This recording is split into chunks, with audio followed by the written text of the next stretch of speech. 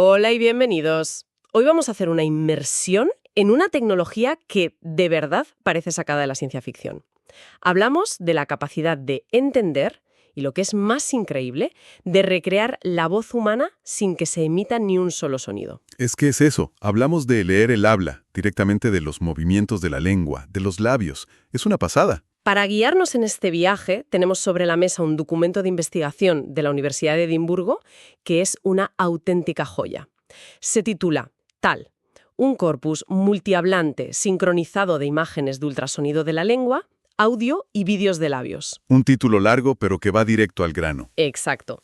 Y nuestra misión hoy es esa: desmenuzar qué es exactamente este corpus, entender la locura que ha sido crearlo y, sobre todo, descifrar qué nos dice sobre el futuro de las interfaces de habla silenciosa, de la terapia del lenguaje. En fin, de una nueva forma de comunicación. Vamos a explorar los cimientos. Muy bien, pues vamos a meternos en faena. El documento habla constantemente de un corpus. Para quien no esté familiarizado, no es una simple colección de audios, ¿verdad? No, para nada. La palabra corpus casi se le queda corta. Es algo mucho más bestia. Es más bien como un atlas tridimensional y sincronizado del habla. TAL viene de tongue and lips, lengua y labios. Ajá. Y lo que lo hace único es esa sincronización, casi al milisegundo, de tres fuentes de datos: lo que oímos, el audio; lo que vemos por fuera, los labios; y lo que hasta ahora era casi invisible, el movimiento de la lengua, capturado con ultrasonidos. Ahí está la magia. Ahí está. Y el estudio lo divide de una forma muy inteligente. Por un lado está TAL 1, que son los datos de un único locutor profesional, grabado hasta la saciedad en 6 sesiones. Es él, el conejillo de Indias perfecto para estudiar un caso a fondo. El sujeto de control ideal, por así decirlo. Precisamente. Y luego está TAL 80, que es la parte más ambiciosa. Ahí grabaron a 81 hablantes nativos de inglés. ¿Gente normal y corriente? Exacto, gente de la calle sin experiencia. Y esto es fundamental, porque ahí es donde capturas la diversidad real: acentos, tics, formas de articular. La maravillosa anarquía del habla cotidiana. Justo. En total es una auténtica barbaridad de datos. Unas 24 horas de grabación, de las que 13 y media son de habla activa. Es una locura de trabajo. La logística para eso tuvo que ser un infierno. Y me lleva a la pregunta del millón: ¿por qué tantas molestias? En concreto, ¿por qué obsesionarse con el ultrasonido de la lengua? Hoy con un móvil grabas los labios de cualquiera, ¿no bastaba con eso? Esa es la pregunta clave, y el artículo la responde de forma demoledora al comparar las tecnologías. El vídeo, como dices, es barato y accesible. Es como un patinete eléctrico. Te lleva a sitios, pero tiene limitaciones. Claro. Solo captura los articuladores externos, labios, mandíbula, pero se pierde al actor principal de la obra, que es la lengua. Es como intentar entender un partido de fútbol viendo solo a los entrenadores en la banda. Te pierdes todo el juego. Todo. Luego, en el otro extremo, tendrías la resonancia magnética, la MRI. El Rolls Royce. Eso es. Te da imágenes de una calidad espectacular de todo el tracto vocal. Pero es un Rolls Royce encerrado en un garaje. Es carísima. El ruido que hace te contamina el audio. Es lenta, así que pierdes la velocidad del habla. Y la postura es rarísima para hablar, ¿no? Tumbado. Completamente antinatural, sí. Y aquí es donde el ultrasonido de la lengua, la UTI, aparece como la solución perfecta. Es como una moto de alto rendimiento. Portátil, no invasiva, segura y sobre todo rapidísima. Captura el contorno de la lengua a una velocidad de fotogramas altísima. Nos permite ver cómo se esculpan los sonidos dentro de la boca. Me gusta la analogía. Entonces, el objetivo es hacer visible esa parte invisible del habla. Para un lingüista esto es oro puro, claro. Pero, ¿y en el mundo real? ¿Qué aplicaciones prácticas se derivan de poder, digamos, espiar a la lengua mientras trabaja? Pues el estudio abre 3 vías principales que son transformadoras. La más inmediata es la terapia del habla. Imagina un niño con problemas para pronunciar la R. El caso clásico. En lugar de decirle, pon la lengua así, le pones una pantalla donde ve en tiempo real el movimiento de su propia lengua y lo compara con el movimiento correcto. Es un biofeedback visual potentísimo. Se acabaron las instrucciones abstractas. ¿Lo estás viendo? Exacto. La segunda es el aprendizaje de idiomas. Todos hemos sufrido intentando producir un sonido de otra lengua que no existe en la nuestra. Las vocales nasales en francés, por ejemplo. Esas mismas. Poder ver la forma y posición exactas de la lengua de un nativo podría acelerar ese proceso de una forma increíble. Y la tercera, la más futurista, es el campo de las interfaces de habla silenciosa. Que aquí es donde entramos en territorio de ciencia ficción. Totalmente. Y hay dos vertientes. Por un lado, devolverle la comunicación a personas que han perdido la voz por una enfermedad como la ELA, y por otro, permitir una comunicación totalmente silenciosa en entornos donde no se puede hablar. Un cirujano, un agente en una operación táctica. O simplemente tú en una biblioteca. La idea es una pasada. Pero volvamos a la Tierra. Ponerle un casco con una sonda bajo la barbilla y una cámara delante de la boca a 82 personas. Suena increíblemente incómodo. ¿La gente lograba hablar de forma natural con todo ese aparataje encima? Profundicemos en la cocina. El proceso es tan complejo como suena así. Y el artículo es muy honesto con eso. La pieza clave era un casco estabilizador llamado UltraFit. ¿Para qué servía exactamente? Era fundamental porque necesitas que la sonda y la cámara estén siempre en la misma posición relativa a la cabeza. Si el hablante se mueve y la sonda no... Se va todo al traste. Exacto. El ultrasonido grababa a unos 80 fotogramas por segundo y el video a 60, para no perderse ni un detalle. Pero por muy fijo que esté el casco, las personas no somos estatuas. Nos movemos, tosemos, tragamos saliva. Por supuesto. Y ahí es donde se ve el trabajo artesanal que hay detrás de esto. El artículo cuenta que los investigadores tenían que estar constantemente vigilando. El casco se podía desplazar un poco, la sonda podía perder contacto. O sea que no era darle al play y olvidarse. Para nada. Era un trabajo de campo muy activo, con ajustes manuales y recalibraciones constantes para cada persona. Es ciencia de trincheras. Y en medio de todo este despliegue les hacían leer, hablar, y aquí viene lo que más me ha llamado la atención: el habla silenciosa. Les pedían literalmente que hablaran sin voz. ¿Para qué registrar algo que no se oye? Esa es, para mí, la parte más visionaria del diseño de este corpus. Les hacían hacer de todo, ¿eh? Leer pasajes estándar como el The Rainbow Passage, que tiene todos los sonidos del inglés. Hablar de forma espontánea. Pero lo del habla silenciosa es el salto conceptual. Les pedían que articularan las palabras con la lengua y los labios igual que si hablaran. Pero sin hacer vibrar las cuerdas vocales. Exacto. Sin producir sonido. O sea que estaban intentando capturar la intención pura del habla. Los comandos motores, el pensamiento hecho movimiento, pero antes de ser sonido. Has dado en el clavo. Si quieres entrenar una inteligencia artificial para que reconstruya lo que alguien quiere decir solo con sus movimientos, necesitas datos de entrenamiento que contengan precisamente eso, los movimientos sin el audio. Es la piedra roseta para poder, en un futuro, leer el habla de la boca. Bien, ya tenemos los ingredientes. Una montaña de datos increíblemente detallados. Ahora viene la prueba de fuego. ¿Se puede cocinar algo útil con todo esto? Los investigadores se pusieron manos a la obra con 3 retos. Empecemos por el primero: el reconocimiento del habla.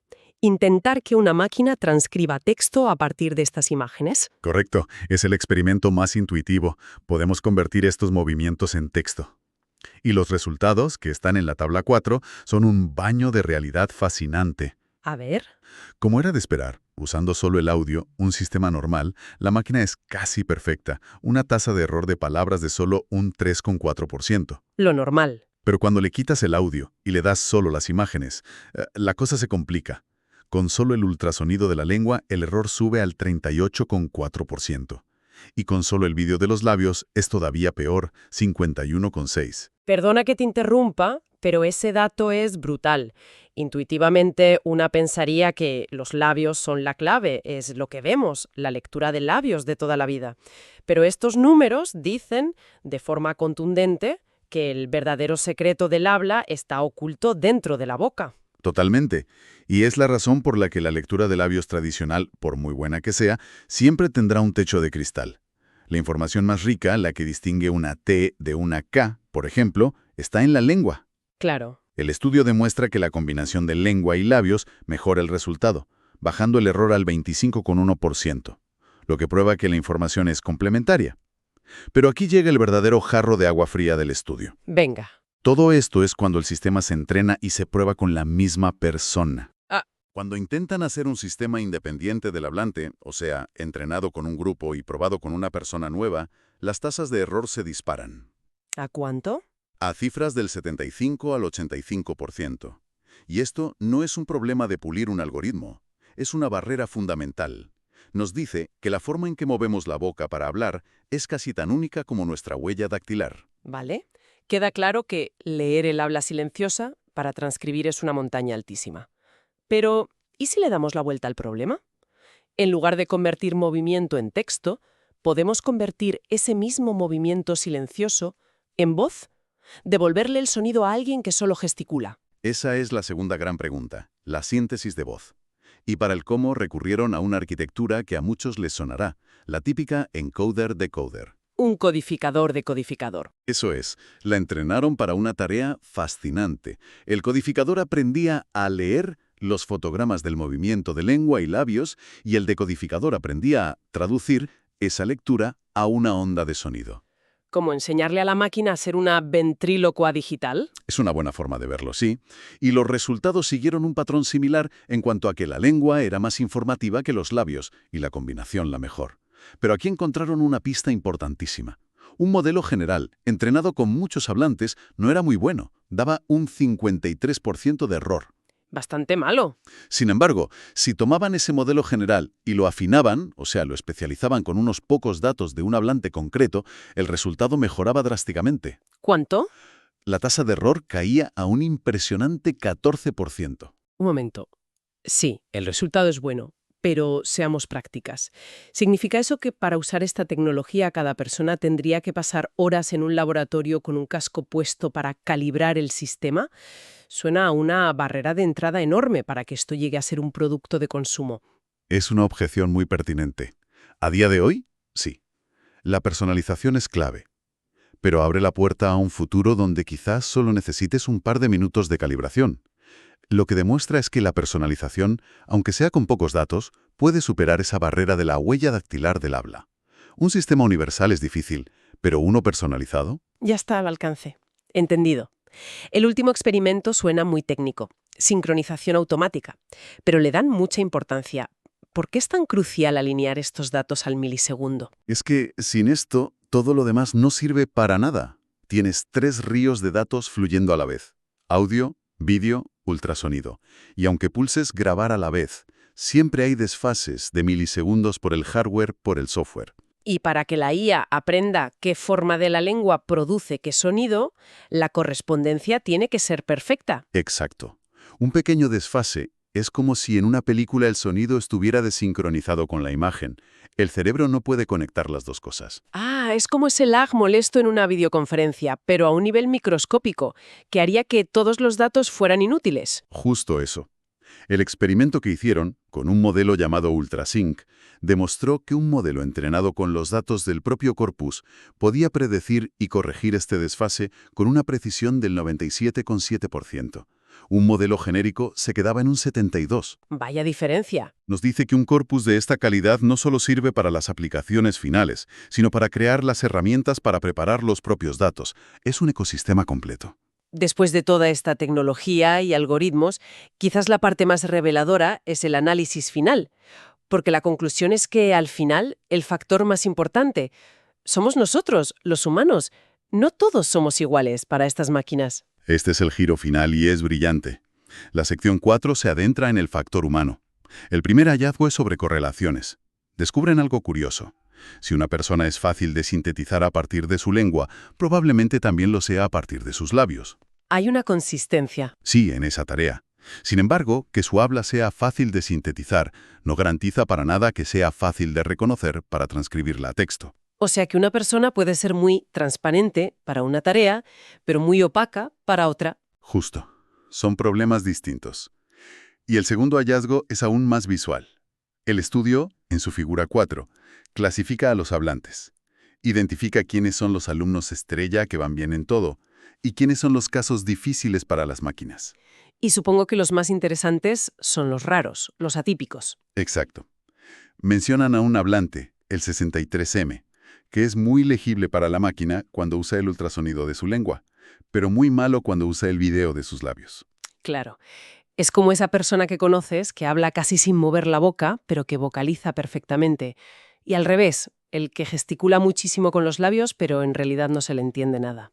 Has dado en el clavo con esa analogía. La máquina está viendo exactamente lo mismo, pero con datos. Revela que hay perfiles articulatorios. Hay gente que habla con la lengua y gente que habla con los labios. Y esta tecnología puede medirlo. Es que esto cambia el enfoque por completo. Siempre pensamos en mejorar el algoritmo, pero esto sugiere que una parte del problema está en el hardware humano. Quizás en el futuro no solo entrenemos a la IA, sino que también podríamos enseñar a las personas a ser más claras para las máquinas, ¿no? Es una simbiosis, sí. Bueno, hagamos un resumen de este viaje. Hemos analizado en profundidad el corpus tal, una base de datos monumental que no solo captura el sonido, sino los movimientos invisibles que lo crean. Hemos visto cómo estos datos sirven para atacar desafíos enormes, como reconocer y generar habla sin sonido. Y los resultados nos han dado un baño de humildad, ¿eh? Desde luego. El problema es dificilísimo, sobre todo por esa barrera que supone la individualidad de cada hablante, nuestra huella de voz articulatoria. Y hemos destacado ese factor humano, que las diferencias entre personas no son un simple ruido en los datos, sino un elemento central del problema. La personalización, por ahora, parece ser la única vía. Y no hay que olvidar que la propia publicación de este corpus de forma abierta es quizás la mayor contribución. Le han dado a la comunidad científica global un campo de pruebas de altísima calidad para seguir construyendo. Es un acto de generosidad científica. Exacto. Y este estudio, como hemos visto, se centra en reconstruir el habla audible. Pero nos deja flotando una pregunta final, una idea provocadora. Si una máquina puede aprender el lenguaje de los movimientos de la lengua y los labios directamente, ¿podría algún día traducir entre las articulaciones silenciosas de dos personas sin necesidad de generar sonido en ningún momento? Uf, una conversación verdaderamente silenciosa. Y directa, de articulador a articuladora, mediada por la tecnología. ¿Cómo sería eso? Con esa idea de un futuro telepático tecnológico nos despedimos. Gracias por acompañarnos en esta inversión.